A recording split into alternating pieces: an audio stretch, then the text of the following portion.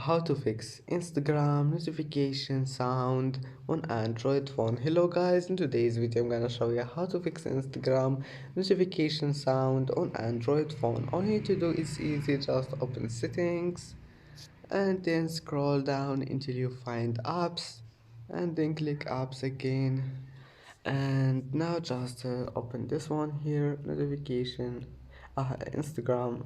Type here Instagram, and now just click this one, data usage, enable all of those here, background data and roaming data, and then just go to notifications, and maybe we'll find this one here like that. Just open it, enable it, and here you can manage any Instagram notification like comments or anything you want, and it's easy. And that's it for today's video. Don't forget like and subscribe, and see you in the next video.